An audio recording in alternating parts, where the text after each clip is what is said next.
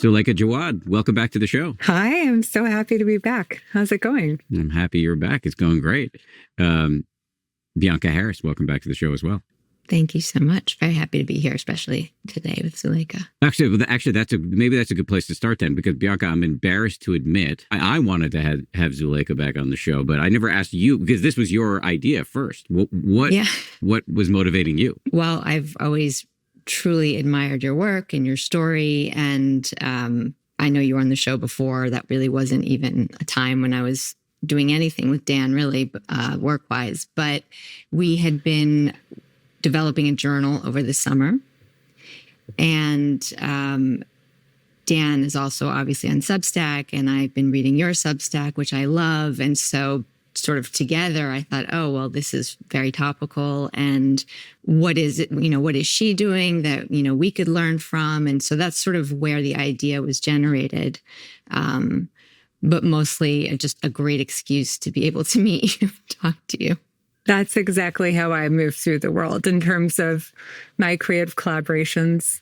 The reality is it's an excuse to have conversations and talk about ideas with the people I'm dying to talk about ideas with. So that feeling is so mutual, and I'm so grateful to get to be here with the two of you. Let me ask if you're comfortable, Suleika, just for an update on how you are. Last time you were on the show, you were in remission, and then your leukemia came back after that conversation, and I think it went back into remission, and then things have changed again. Would you mind just giving us an update? Yeah. So the last time I was on the show, I had just put out my memoir, Between Two Kingdoms, which was about navigating the aftermath of a traumatic experience, which in my case was leukemia, which I'd been diagnosed with at 22, and I was nearly a decade out. Unbeknownst to me at the time, my leukemia was back. And this is the strangeness, I think, of not just having a public profile or a public platform where inevitably there's a gap between your self and your public self, but the strangeness of putting out a book that is out of sync with the reality of what's unfolding. So I wasn't feeling well when we had our conversation, chalked it up to stress and fatigue, and of course, what I learned was that my leukemia was in fact back. It's less than a 1% chance of it returning that far out. That unexpected relapse was one of those moments that sort of rearranged everything. And since then I've had another recurrence that was earlier this summer, and I'm back in treatment. And it's been a interesting journey, to say the least. Our friend Elizabeth Gilbert says that to describe my life as a roller coaster is an insult to roller coasters. So that's, that's sort of the Cliff Notes version of what's been happening health-wise since we last spoke. I'm interested to get the non-Cliff Notes version, to the extent that you're comfortable, on what's been going on in conjunction with all of that on the psychological level. Because in reading some of your recent Substack posts, it sounds like you've had some moments that have been, to put it mildly, difficult. Totally. I think when you learn for the third time that you have cancer, it's easy to feel utterly hopeless, to feel like you're doomed, like there's a sword of Damocles hanging over you. Well, it's obviously a misfortune to have gone through this not just once, but twice, and now 3 times. There's also a feeling of, I have experience doing this. I've spent a lot of time thinking about what I would do differently if I were ever to find myself in this situation again. And so it's been all of it. It's been overwhelming, obviously frightening. And in a strange way, I think it's been easier this time around than it was at 22, because I have spent so much of my adult life, cultivating the tools to navigate a moment of major uncertainty like this. And for me, what it always comes back to is my creative practice. And so, I remember earlier this summer when I got the news that the leukemia was back, having a conversation with my dad. We were on the back porch of my house, and he was, gutted, as any parent might be in this situation, right? It's any parent's worst dream. It's a breach of contract with the natural order of things, to watch your child face their mortality in such a kind of direct way. And he said to me, I have to believe that there's going to be a miracle. I have to believe that something is going to come along that is going to cure you of this illness once and for all, and it's going to be behind you. That's what I need to believe. And I said to my dad, I love that miracle. Of course, I want that too on some level, but I can't anchor my sense of hope in a miracle. I need to be good with where my life is right now, regardless of what's happening in my body and in my biopsy results, because none of us know, what the future holds. I maybe have a more heightened awareness of my mortality, but I can't anchor my sense of being well and the idea of something, coming down the pipeline. I have to figure out how to be well right now, regardless of my health status.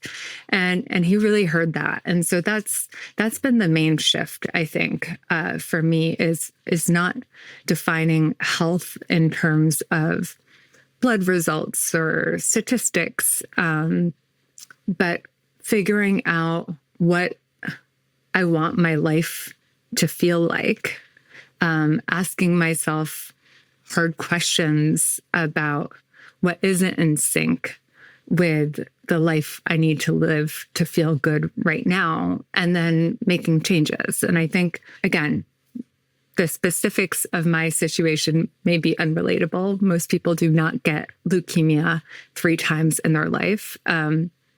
But all of us have the experience at one point or another of having the ceiling cave in on us and having to figure out what to do about that and how we want to rebuild. And so what I really try to live into practice as I'm navigating this really scary chapter in my health, it's that our lives are a series of choices, and they require improvisation and creativity. And as much as the temptation may be to time travel to the future and to solve for any unknowns that may be lurking there, it's sort of a waste of energy and time. It's a recipe for anxiety. What is it that they say? Depression is an overfixation on the past. Anxiety is an overfixation on the future. And the antidote to that is solving for the now. So that's where I'm at right now. I'm never going to be cured of this illness. I'm back in treatment. I've had to adjust my life to the grueling reality of doing 5 days of chemotherapy every month and recovering from that.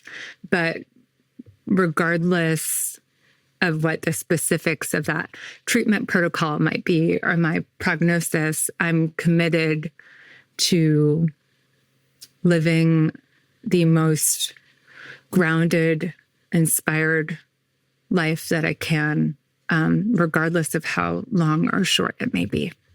Well, I have so much respect and admiration for how you're doing this. And also, you haven't even mentioned this, but the fact that you're turning all of this into beautiful material that helps other people. But before I say more and before I ask you the 1 million questions I want to ask you, let me just make some space for Bianca for any statements or questions you might have.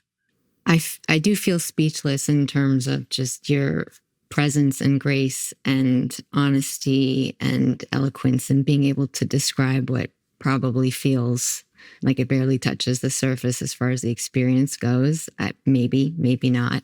Obviously, when you hear somebody else's story, the entry into it is, their story. And along the way, you put yourself in their shoes. And by doing that, you bring some of yourself in it. And then suddenly you find yourself thinking about you and how that person's story influences you. So partly through these last few minutes, I found myself reflecting back in sort of a bit of a twilight zone from the time when you were publishing in the New York Times,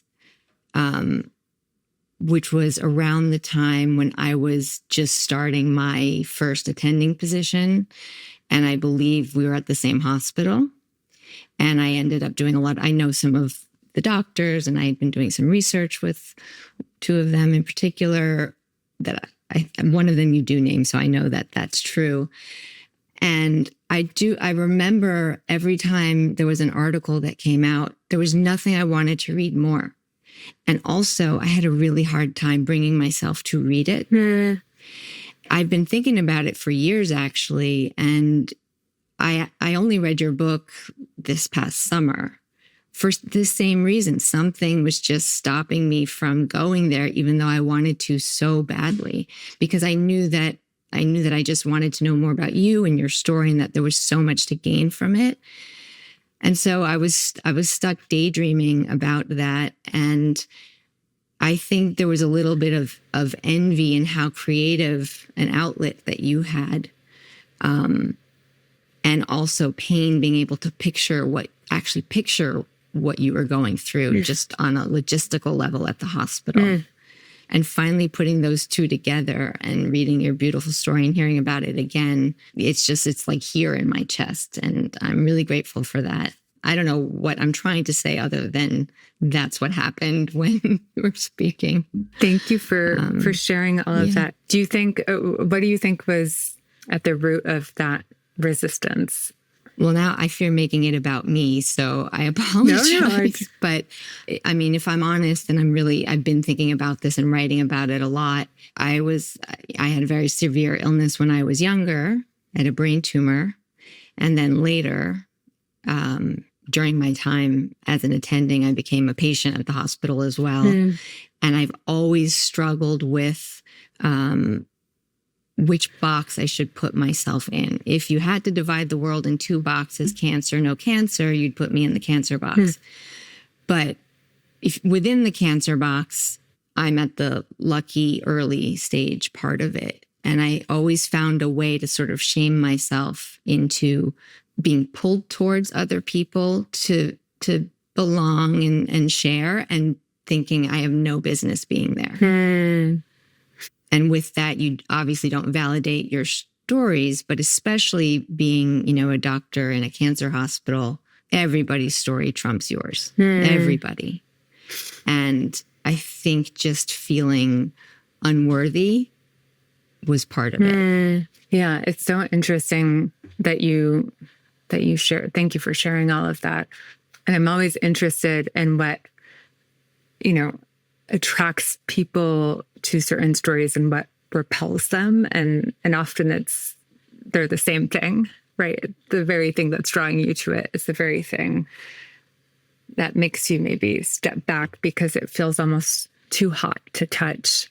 I think that, that question of identity is something that I've thought a lot about in my work, right? How, I think the fear when we share vulnerably or when we tell a first person story is that it's going to become the sum of who you are. There was actually a line in your memoir that helped start to free me from that thinking, that sort of binary thinking, which was around you figuring out that the sort of the border between sick and well is actually quite porous. Yeah. And it just allowed for a lot more fluidity and comfort in letting my own experiences in and seeing others for theirs instead of immediately just not being present for either, I think. So I really do thank you for that. we love to sort ourselves and in each other into binaries. We're either sick or well, or happy or sad. And the truth is that most of our lives aren't unfolding in one camp or the other. Most of us are existing somewhere in that messy middle. And I know that for me, early on at 22, when I first got sick, I really resisted the idea of being labeled as a cancer patient. I had no interest in writing about the experience. I wanted to be a journalist. I wanted to do hard-hitting news. I wanted to help other people tell their stories. I had no interest in, inhabiting the first person in that way beyond the privacy of my journal. And more than that, I had no desire to identify as a cancer patient. And that felt really scary to me. I didn't want to lose, my sense of self. The irony is, of course, I have written largely in the first person for much of my career, although I only draw from the source material of my life when it feels like a useful way of answering some question that I'm grappling with or something that I'm interested in investigating. But also, I think that's sometimes the beauty, whether it's writing our own stories or reading the stories of others, is that, the very thing we're avoiding because we don't want it to take up too much space ends up taking all the more space because of that.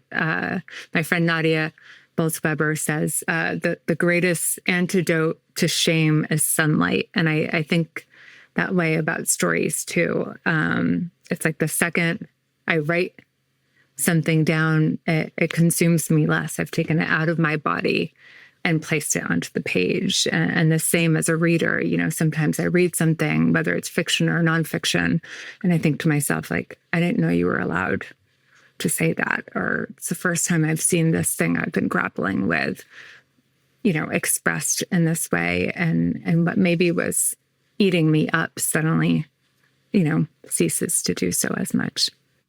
Well, that kind of brings me to one of the things I really wanted to talk about with you. And I think I can safely use the word we wanted to talk about with you, which is journaling and your new book, the Book of Alchemy. I wonder if you could just start by talking a little bit about the role, and you've touched on it a little bit, saying a little bit more about the role of journaling in your life, given all of the ups and downs, which have been more dramatic than a roller coaster. Mm-hmm. Yeah, so I have kept a journal for as long as I can remember, from the time I was old enough to hold a pen. And I think it felt like this rare private space where I could, be my messiest, most unedited self, and where I could really be in conversation with myself. But I think, like a lot of people, growing up, I would buy a journal, sometimes write all the way through to the end, but more often than not, write a couple of pages and leave the rest of it blank. I didn't have that kind of consistency. I didn't really, it seemed like a nice thing to do. Obviously, we know broadly that there are many benefits to journaling, but it was, another thing on the list of many things that I felt like would be good for me to do, but that I wasn't really rigorous about. And it was only when I got sick at 22 and found myself in the hospital that first summer for about 2 months in isolation in a hospital room that I began to understand the real value of keeping a journal. And Bianca, it's funny that you say you felt some envy about how creative I am, but the reality is, all of this was born from a place of feeling profoundly uninspired, profoundly stuck, profoundly uncreative. And I was really lost that summer. My whole world had imploded. I was unsure of what to do with myself within the new limitations of being stuck in this hospital room, stuck in bed. I was, watching my friends start their careers and get married and go to parties and all the other, big and small milestones, and just feeling like, my life had basically stopped before it had really begun, and really sinking down into a low down place. And feeling a sense of desperation of, what do I do with this thing that has happened to me? How do I process it? How do I hold on to some sense of self? And it was around that time that my friends and family and I decided to do a 100-day project. And the premise was really simple. We were each going to do one creative act a day for 100 days. And my daily creative thing I was going to do was to keep a journal, because it seemed like a pretty easy thing to do. There are no rules with journaling. There's no right or wrong way to do it. It's not, I'm penning a masterpiece writing. It doesn't have to be grammatical. It doesn't have to be anything. It could be lists. It can be bullet points. It can be stream of consciousness. And with that sense of accountability and that container of the 100 days and the promise of doing it daily, something interesting started to happen. At first, I really struggled to figure out what to say, especially given that,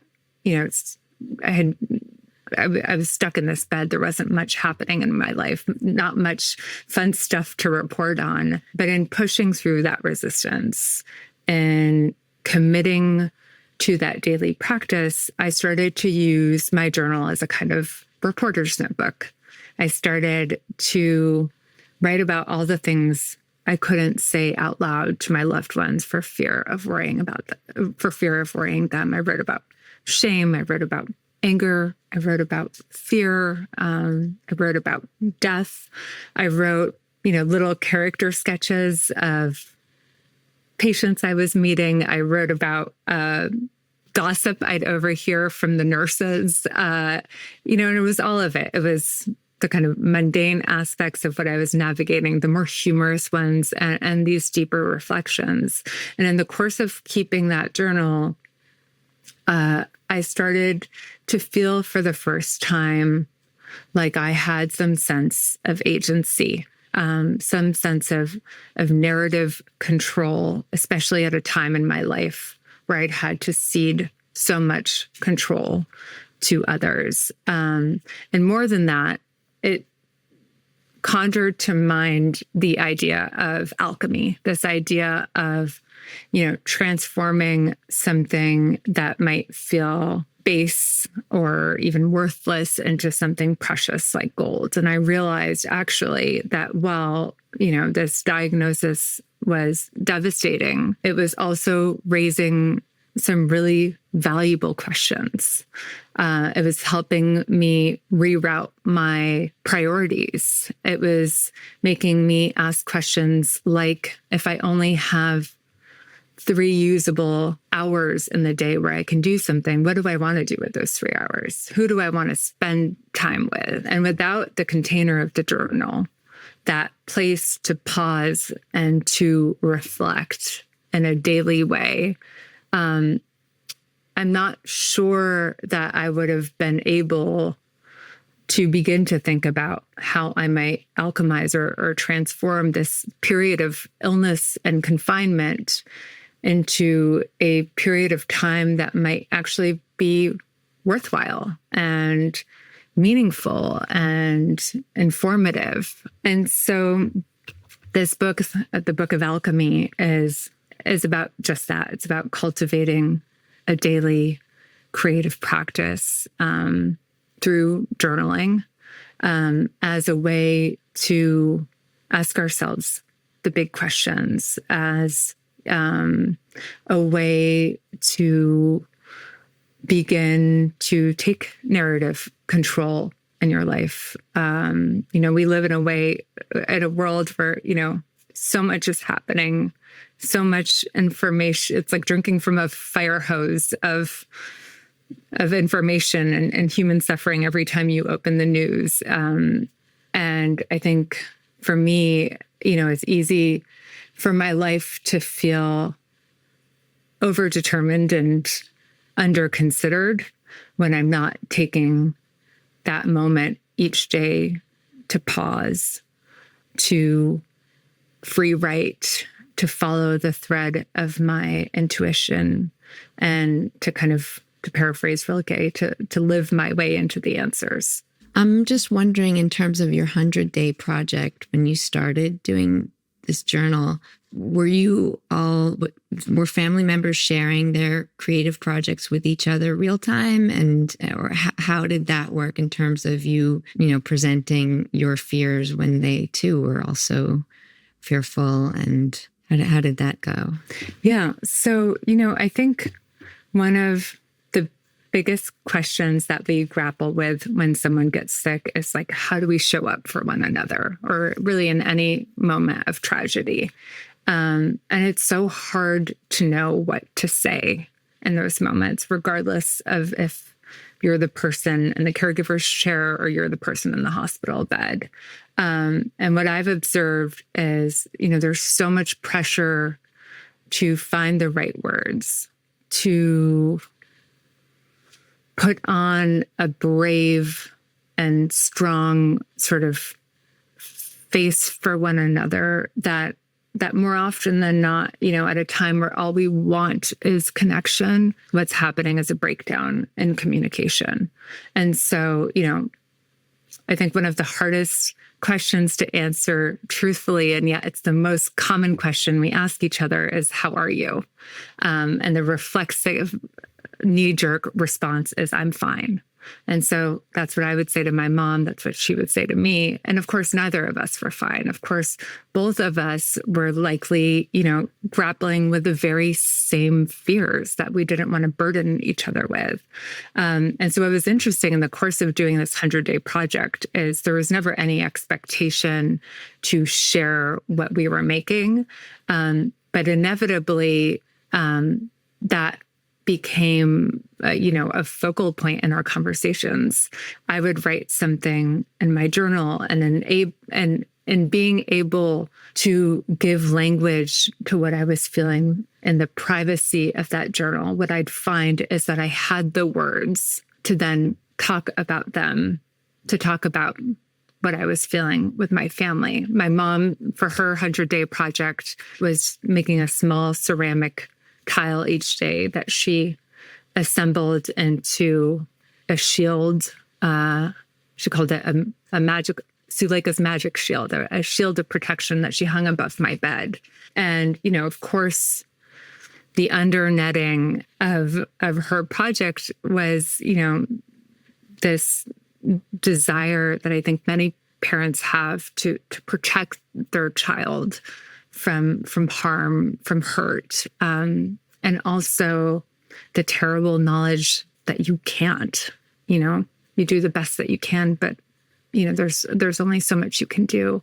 And so she was grappling with that feeling of uselessness in terms of not being able to take away this illness. And so that became a point of conversation. And I think that's the beauty of doing that kind of creative practice in community, of daring to be vulnerable in whatever creative medium calls to you, is that when we dare to be vulnerable, it creates a reverberation, where vulnerability begets vulnerability begets vulnerability. And what may begin as like a first person I quickly transforms into a you, and then a we. And of course, we learn again and again that the things we may be struggling with individually are more often than not shared. In the book, which again it's called the Book of Alchemy, you recruit these incredible people to provide journaling prompts. And so I would love to ask you about a series of them. Your to get you to describe them and also give your take on them. Are you open to that? Absolutely. So one of them is called the mind map. Can you describe that and why you included it? Yeah. So we have 100 contributors in the book. And, it's really a curation of 100 of the most creative minds I know. And when I say creative minds, I say that very broadly. Some of them are, MacArthur Genius Grant winners and famous writers, but a lot of them are people who have, who embody creativity in a way that maybe is less obvious. We have a 7-year-old contributor, 2-time cancer survivor in here. We have all kinds of different people. And so that particular essay and prompt called the mind map is an exercise in excavating memory. And what I love about these prompts is that, I think one of the biggest stumbling blocks to journaling consistently, to actually making it past those first couple of pages in your journal, is feeling like, you're maybe rattling off what you did that day, or, circling back to the same old grievances and frustrations, but you're not actually getting somewhere. It's not, when you're stuck in your life, it's easy to get stuck in the same thought loops.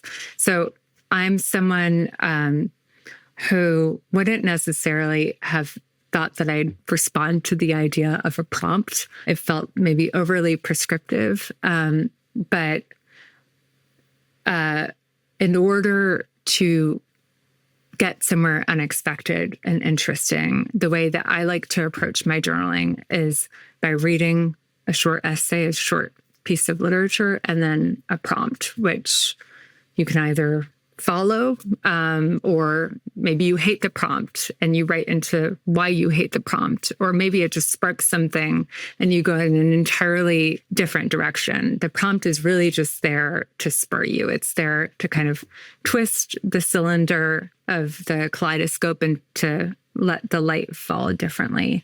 And so that mind map prompt is one of my very favorite. It's a kind of free association where you start with, say, a year of your life and you write it in the middle of the page.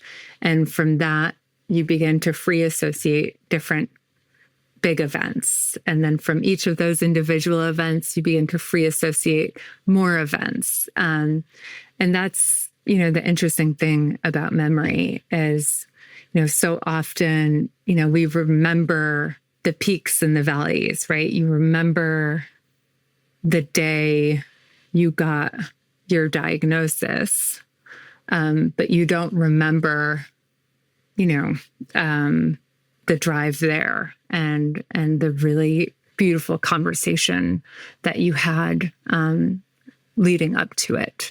And so it's one of my favorite things about writing, the way that, when we tap into our subconscious, when we tap into our memories, and you open a door, it leads to another door, into another door, into another door, and you don't ever really know where you're going to end up. There are a bunch of other prompts I want to ask you about, but I also want to make sure I keep making space for Bianca here. You got anything, Harris? By reading what we are allowed to read of this beautiful book that's coming up, I found myself thinking about the way I write, and sort of some of that validated what I do sometimes, which is I try to write about things that aren't bothering me, or it's something descriptive. And that is, for me, the only way at this point in my life that I know how to let go a little bit. And it always takes me back to probably some unsolved problem. But it's a roundabout way, and suddenly I'm coming at it from a different angle. I intermittently had journaled growing up, and I remember when I was 22 or so, I was doing a master's program in the UK, and I was doing my thesis work in Vietnam, and I hadn't really been journaling since high school, and that was the stuff of shame and locked boxes, and I never want to think about how awful I felt about myself again. And so I was trying more to write about the experience. And I was also grappling with the idea of should I or shouldn't go to medical school. That had been a real hang up for me. And I was eating at a cafe, and there was a trail of ants who were very, very busy collecting crumbs. And it was extremely organized, and there was solidarity, and I had a whole story around it. And I don't really remember exactly how I came back around to this unsolved question of whether or not I would go to medical school. It might have been around purpose, but that was not my intention to sit down and write about it. And if it had been, it would have been lofty and heavy and what have you. So anyway, a long way of saying that that's a really cool way to learn more about yourself or not, and just become creative and see what else you're capable of. Absolutely. I love that example so much. And I think that's why I love being prompted in this way is, you might start out writing about a trail of ants, and it circles back to, a question that maybe you've been desperately trying to answer and banging your head against the wall, trying to figure out. And it's that kind of focused, unfocused sensation, right, that so well from meditation. And as someone who's always struggled to meditate, this is, my form of meditation, is that, when we tap into a creative practice, when we make space for the unexpected, when we, allow for our imagination to be prodded, even if it feels completely unrelated to whatever quandary it is you might be trying to figure out. For me, it always ends up offering not just the most important insights into those big questions, but also the most unexpected ones. And so, to go back to that 100-day project, that whole summer, aside from the big medical questions I had, my question for myself was, what do I do with my life? Which is the question that likely every recent college graduate is asking themselves, except that I felt this heightened sense of urgency, given my prognosis, given that my treatments weren't working, to figure that out. And this sense of impossibility, given that I was in a hospital room and there was no way that I was going to be, interning at the New York Times or really doing anything. The irony when I look back on those journal entries where I'm like, I wish I were, in Tunisia, which is where I'm from, reporting on the Arab Spring. What I didn't realize is that I was reporting on a very different kind of conflict zone. I was reporting from the front lines of my hospital bed. And it took about a year for me to realize that journal, though I didn't, write it in that way, and I wasn't thinking about it at the time, was source material. And it became the source material from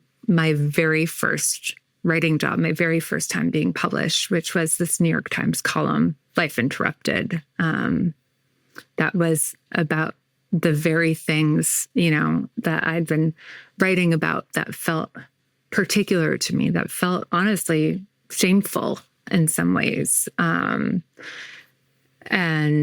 yeah, that I just hadn't fully looked at through the lens of, oh, well, this may not be what I had planned for myself. The plan is unfolding right now. You're just not really paying attention to it. And I've had that experience more times than I can count in the journal. Just, a week and a half ago, I had this opportunity to paint my husband John's piano for the Super Bowl. He was preparing to sing the national anthem. He asked me if I wanted to paint his piano, and I said yes. After thinking about it for quite some time, but I had 36 hours to do it, and that's the kind of thing that makes you, crumple under the pressure. That makes you want to get into bed and say, like, that's just not enough time to take something from, ideation to creation to completion. And the very first thing I did was to go to my journal, was to just free write, not even about what it was that I was going to paint, but just to write about whatever came up. And I wrote and I wrote and I wrote about John, about our love story, about how surreal it was for him to be back in his hometown of New Orleans as this, kid who grew up near the airport, who started taking piano lessons at 11, about the American dream and his embodiment of it, about the American dream more broadly and how fractured our country feels, where half of the country feels like the American dream is in great danger, and the other half of it feels like it's finally being, saved from danger. What I arrived at was the image of a chrysalis, of, being in the cocoon where you feel like, your most unformed self, and the notion of a butterfly as this symbol of, fragility and strength, of transformation, of I guess a kind of alchemy. And I ended up sketching this little, abstract line drawing of a butterfly. And that is what ended up being on the piano. Of course, a more finalized draft of that. But every time I don't know what I'm doing, I don't feel like I know what I'm thinking, I'm not sure about the path forward, any moment of great transition, that's where I go, the journal. We were watching, the piano looked great. So did your husband. Thank you. So well done, both of you. How frequently do you journal these days, Bianca? I don't know what to call it, because I'm trying to write a book, and so it is source material. And so sometimes I'll start writing a little more formally, and then it becomes a journal entry, or I'll be taking, journaling type thoughts and notes that end up being a little, so I would say it happens every day at some point. Sometimes it's when I'm driving, though. And so I have a lot of text to myself, which I realize is probably not that safe. But it could be multiple times a day. It's sort of less, I'm less disciplined than it sounds. It's just that there's a lot going on to try to connect the dots. And, but I just, it's so exciting when even you're in the sort of flow of journaling in general, or being insightful, and then you listen to music just to take a break from reading or something, and all of a sudden there's something about a song. And because you're so open to anything, like you said, by virtue of starting, being creative and wanting to access imagination, it just keeps coming. Yeah. The more you do It's the fun. more it comes. We think of journaling as having to happen in a notebook with a pen, but I'm a big, one of the things I love about the journal is how capacious it is, how different it can look. I think back to the very first 100-day project I kicked off through my newsletter, The Isolation Journals and Community. And there was a woman who lost her 13-year-old daughter during the pandemic, was deep in grief, had no desire to be creative or really to get out of bed.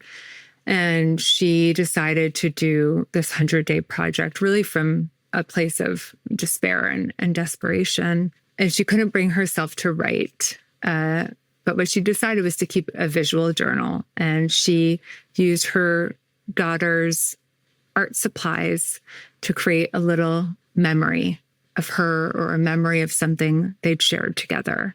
She said she felt like she was in collaboration with her daughter, and that it was becoming a kind of grief journal, but not in the way that she'd expected. It was, she looked forward to, these entries, to getting to spend time with her daughter in this way so much that she continued well beyond the 100-day project.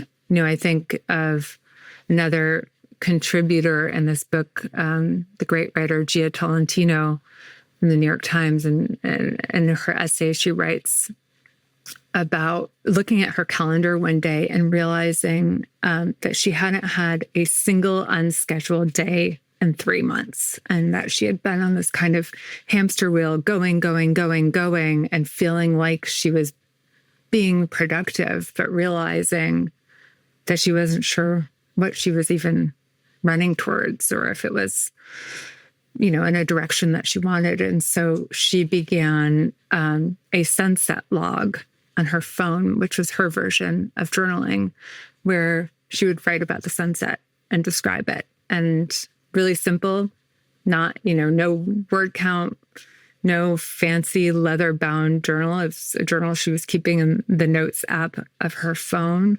And it was a way for her of taking a moment to pause and to note something that had nothing to do with her to-do list. And so, her prompt in the Book of Alchemy is to try a sunset log and to see what happens and to see what it evokes. Another one of my favorites that I use daily that's in this book is an essay and prompt called the To Feel List. And as someone with a bit of an anxious personality and a type A personality, I wake up and I'm immediately consumed with, what do I have to do today? And this impulse to just kind of dive in, and I just keep going until I exhaust myself and I have to take a break. And so in this prompt, what the author Skye Banyas says is that the upstream of every to-do is a to feel. So if on my to-do list, I'm thinking of my to-do list yesterday, right? It's to drop my dad off at the airport as he returns to Tunisia. What that's actually about is, wanting to be loving toward my dad, to extend care in the same way that he has extended care toward me in these last couple of months as my caregiver. And so instead of beginning our days with a to-do list, what this prompt invites us to do is to begin our day with a to-feel list, a list of the things we want to feel and some ideas for how to get ourselves there. And just that simple little prompt has completely changed the way that I begin my day and therefore move through my days. And so, yeah, I love these little invitations to kind of twist your mind out of its usual rut, without, having to have any sort of special expertise or needing to be a good writer, or whatever it is you might think could preclude you from giving it a try. Yeah. There are two kind of elaborate prompts, both of which I want to ask you about. I'll start with George Saunders, who is a favorite of mine and I suspect of yours too. And he's a novelist. He wrote Lincoln and the Bardo. He's been on this show a couple times. And he has a very elaborate prompt. I'm sure you're not going to be able to recapitulate the whole thing here. But it's essentially, it's to provoke you into empathy in a kind of challenging way. So I was really struck by it, and I'd be curious to hear your brief description of what you can remember of it, and also why you chose it. It's one of my very favorite prompts too. So it's essentially a multi-stepped prompt that guides you into writing a short story from one of the greatest, fiction writers, if not, I believe, the greatest of our time. But really, it's an exercise in empathy and inhabiting a point of view, not just other than your own, but inhabiting a point of view from the perspective of different characters. And, what I love about the wide range of different contributors, and I've mentioned some of them, whether, it's writers of the likes of George Saunders, or, we have a prompt from a man on death row. We have a prompt from a young mother on the verge of widowhood, tapping into the portal of each of these individuals imaginations and seeing what happens for us when we step into it. Were you, Dan, daunted by how complex of a prompt it was, or was that intriguing and exciting to you? I have a funny relationship to journaling because I write memoirs. I mean, I've only actually published one, but I'm very 6.5 years down the road, almost 7 years down the road on the second one. So I really don't want more writing assignments. And yet I've seen all the evidence around journaling, and Bianca and I co-created a little journal too. So I am all for it, but I'm not all for it necessarily for me. And I kind of feel like much of what I'm doing with my time in writing is a form of journaling. So I am probably not going to do George's very extensive recipe. That being said, on my own, trying to, and empathy is the great theme of George's writing, to the extent that I understand it, or him. The idea of putting myself in the shoes of people I disagree with, and you referenced this earlier, we're at such a polarized time. I guess probably everybody can guess where I fall politically. And so putting myself in the mindset of people with whom I disagree is really important to me. And I spend a lot of time listening to podcasts and reading from the other side of the aisle, so to speak. And so I think what George is pointing toward is a practice I try to do in a less elaborate way in my own life every day. I actually read it a little differently. I mean, my mind did go to, in his description of the prompt, he describes it in 5 stages. First, you write about person 1 and you try to get into their voice. And then there's a person 2, you get into their voice. Then you have an intersection where they're each have their voice and they're talking to each other.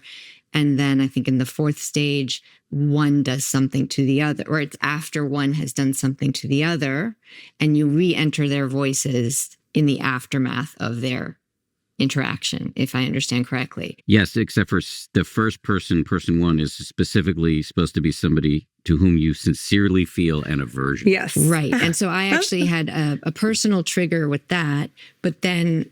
And so, yes, I'm not disagreeing with anything you said, except that the thing that really made me want to try this was about getting into their voice and then creating a story around it. And so having my particular aversion and my particular issue and not yet wanting to make up a story about anyone else, I don't know if that's really my wheelhouse. I found myself... I'm going to write something in her voice, and the voice is supposed to be the best version of that person.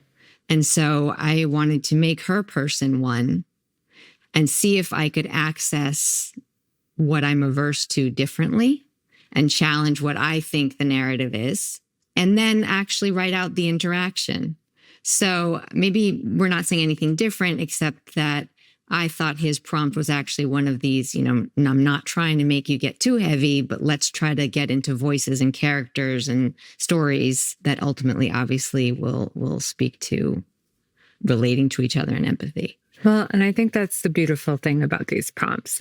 There are so many different ways to interpret them, and you don't have to actually follow them to a T. The point is just to do exactly what you said. It's to maybe get an idea of how you might find a new entry point into something.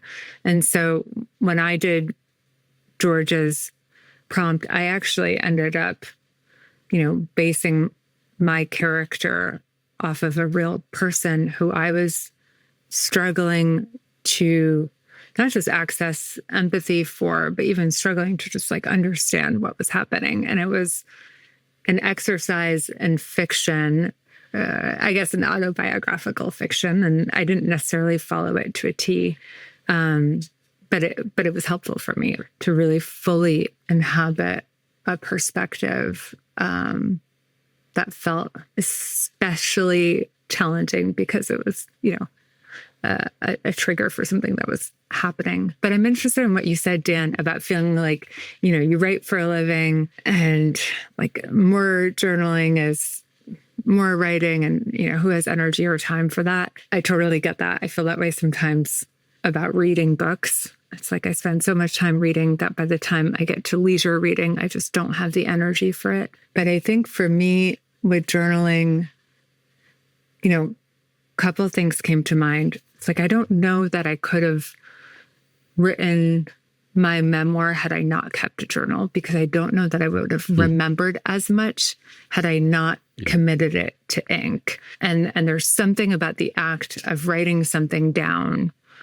even if it seems insignificant in the moment, that kind of saves it to the memory cloud, at least for me. And the other thing I'll say too, I think so many of us are deeply creative as children.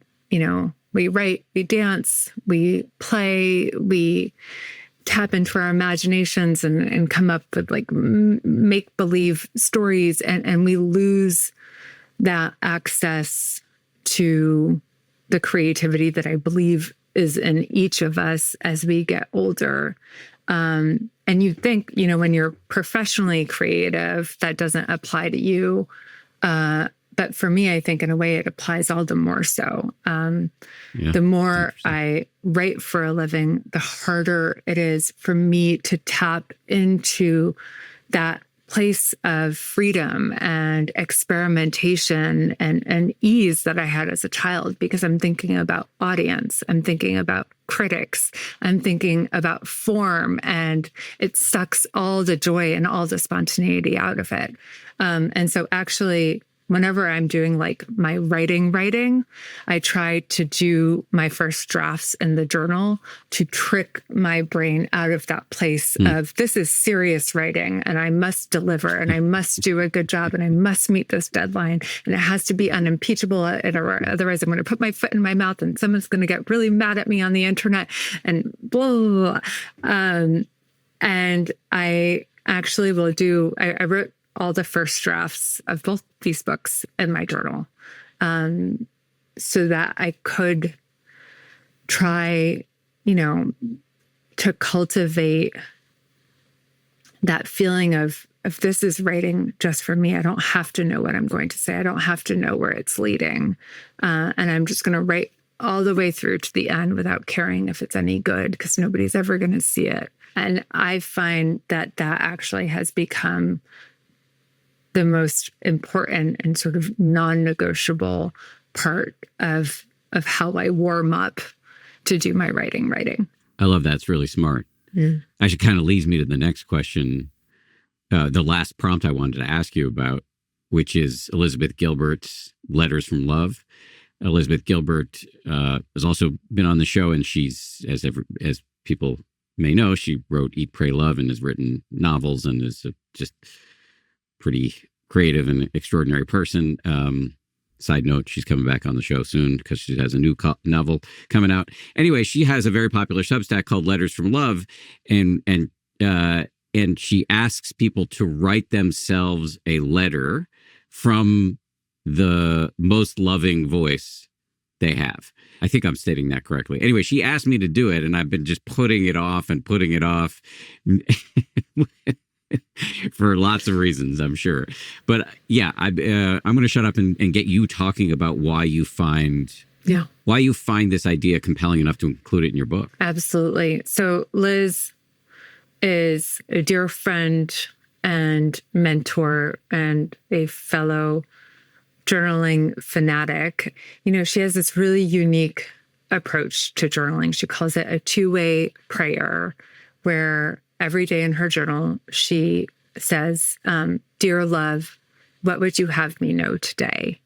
And that's sort of the prompt, and the response is the voice of love answering that. She has another variation on it around fear, where it's, "Dear fear, what would you have me know today?" And fear responds. And I love the love prompt so much, because the way we speak to ourselves is rarely the way that we would speak to a child or to someone we care about. And that exercise of inhabiting the voice of love is actually really scary and really challenging. Self-loathing is this sort of Western concept that we think of as utterly normal and commonplace, and yet is so insidious. And so I'm with you, Dan. The first time Liz invited me to do a letter from love, I was like, I don't want to do this. I don't even know what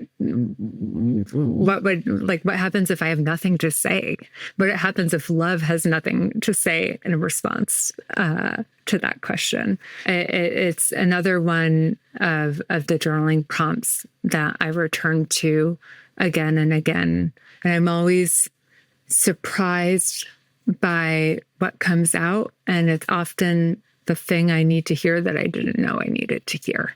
Dan, this is what I want for Valentine's Day. I would like to see your love letter to yourself. Watch you squirm while writing it, but then also read it, please. Wow. Maybe you both need to do letters from love toward yourself and then towards each other. John, my husband, also keeps a daily journal and did morning pages for years and years. And, there was a period of time where we were both spending a lot of time apart. We were both on the road for work. And obviously, it's easy to feel disconnected in moments like that, especially when, the sum of your interaction is a phone call where you say, how are you? How was your day? Da, da, da. So he decided that instead of doing our respective journaling that we each do, we would write 3 pages addressed to each other, snap a photo of it, and text it to each other. And so that's what we started to do. And it was so interesting because there were things that would come up in those letters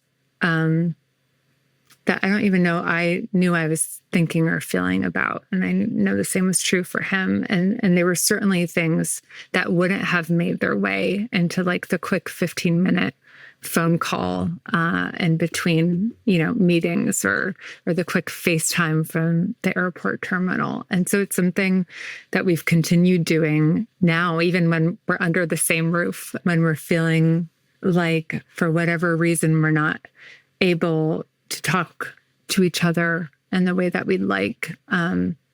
We write journal entries and address them to each other and share them with each other. That's very cool. Mine would be so much better than yours, Bianca. I'm just saying. No, I actually find a lot of safety in that idea. I mean, Dan would have to read the letter, so that's a different thing. But yeah, I could see myself doing that and feel like I'm getting my point across better than the sort of fear response that I often have. Just that there's going to be something not comfortable, good or bad. Yeah, absolutely. That kind of brings me to the last question on my list, although I'm aware, Bianca, you may have others that you want to get in, but which is this is kind of, I think, the animating idea of your Substack, Isolation Journals. Would you argue that journaling actually is a team sport and it is supercharged by doing it in community? Absolutely. I think we reach for the journal maybe in really heightened emotional states or moments in our lives, but it's really tough to do it consistently. It's tough to do, honestly, anything consistently. That's not an absolute must or doesn't feel like it's an absolute must. And so I think doing it in community, generating that sort of accountability and energy, for me has always been crucial to cultivating any sort of consistent creative practice. And it feels especially instrumental when inevitably you hit a point where you're like, I don't feel like doing this, or I don't feel like I'm getting somewhere interesting, or, I'm getting caught in the same repetitive loops. But more than that, I think I also am so inspired by other people's entries. And, journaling's private. There's no expectation to share anything that you write, but occasionally people do. And so, some of the essays and prompts that appear in this book were actually responses to other people's prompts. The book is divided into 10 chapters, and they're organized thematically on beginning, on love, on loss, etc. And I think of one of the prompts and essays in there, which was a response to a prompt in the very, very early days of the newsletter. And it's a young mother writing a letter to a stranger. And the stranger is this other young mother in a waiting room at Sloan Kettering. And it's just this incredible, it's such a beautifully written piece. It's something that moved me so much when I read it that, I felt compelled to ask her to include it in the book. But it's also, the kind of prompt that maybe I don't journal to regularly in my journal, but it's become a kind of thought prompt for me when I find myself in a waiting room and a stranger catches my eye and I wonder what it is that they might be going through. And I kind of compose my own little note to them and in my mind. Community for me is, and I love how you put it, I do think it supercharges creativity in all of its manifestations and forms. And I think that's true of journaling. And it seems kind of counterintuitive because we think of it as this sort of solitary practice, which it is. But I think there's great benefit to doing it either with people or with perfect strangers on the internet. Harris, any other questions before we let Suleika go? I'm sort of hanging on more to the, conversation and the topic you were just speaking of, community, because I'm sort of embarrassed that I hadn't even put the two together until this conversation. And, being stuck in my own lane of what journaling is as somebody who's, withdrawn quite a bit just to think about things. And journaling has been a way for me as an individual not to feel alone sort of with myself.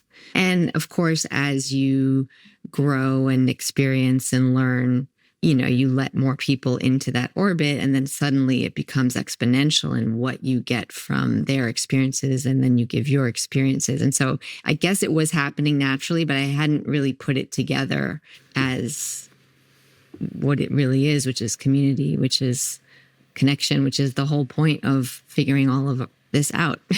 Yeah. Yeah. To be in dialogue with the self is to be in dialogue with the world. Yes, because the self is a creation of the universe, just like everything else in the universe. So when you talk to yourself, you're talking to the universe. Exactly. Anyway, I'm getting a little metaphysical here. Although I don't even know if that's metaphysical. I think that's just commonsensical.